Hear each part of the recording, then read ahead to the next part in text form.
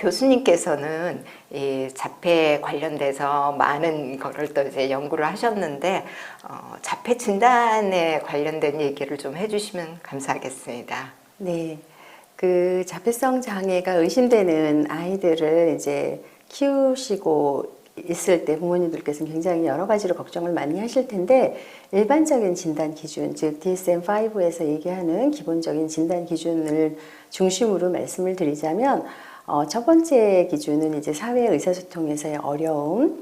최진희 박사님께서도 말씀해 주신 것처럼 호명 반응이라든가 그 다음에 눈 맞춤의 어려움이라든가 이런 것들이 이제 기본적으로 나타나는 그 특성이라고 보실 수가 있지요. 그 외에도 간단한 모방이라든가 뭐 예를 들어서 바이바이라든가 뭐 이런 것들 모방놀이를 한다든가 또는 이제 상호작용을 한다든가 부모님께서 무엇인가 시작 행동을 했을 때 그 다음에 반응 행동에 어려움이 있다든가 이런 부분에서 이제 일반적인 어려움이 있고요. 그 두 번째 진단 기준은 제한된 반복 행동과 관심과 활동이라고 하는 기준인데요.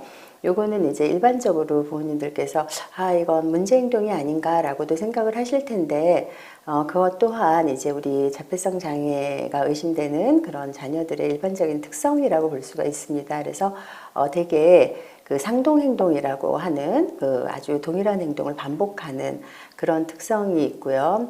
뭐 예를 들어서 몸 전체를 흔든다든가 아니면은 뭐 손가락을 펄럭인다든가 이런 그 신체를 이용한 상동 행동도 있고, 그 다음에 이제 여러 가지 물건을 이용한 상동 행동도 있습니다. 특정 물건을 반복적으로 흔든다든가 이런 행동들도 있고요.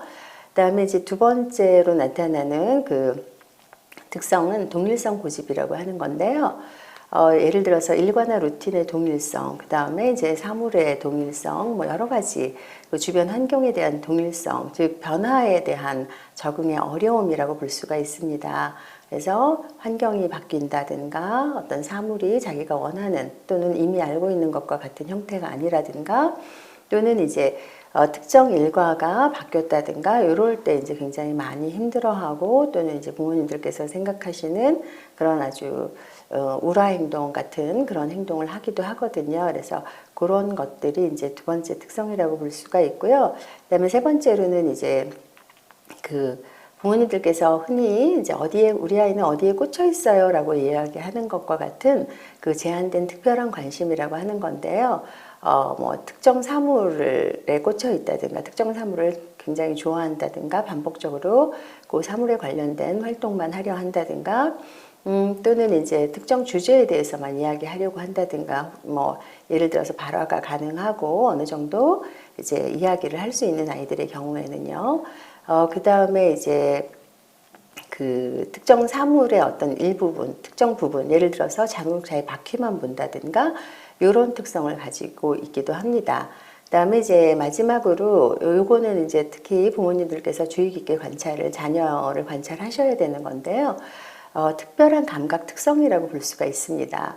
예를 들어서 특정 감각에 대해서 굉장히 민감하다든가, 그 다음에 이제 둔감하다든가, 아니면은 아주 굉장히 좀 특이한 형태의 반응을 보인다든가 그런 형태로 나타나거든요. 그래서 부모님들께서 이런 자녀의 감각 특성, 즉 우리 아이가 민감하다면, 청각적으로 민감하다면 환경을 좀 조용한 환경으로 가능한 한 바꿔주려고 노력을 하신다든가 이런 부분이 필요하거든요. 그래서 우리 아이가 어떤 감각에서 어떤 어려움을 가지고 있는가 또는 다른 아이들과 어떻게 다른가 이런 것들에 관심을 기울여 주신다면 자녀의 어려움을 조금 더, 즉 아이들은 이런 행동으로 말을 하고 있는 거거든요, 부모님들께. 그래서 그런 자녀의 말에 귀를 기울여 주시면 훨씬 더 상호작용하는 데 도움이 될 것 같습니다.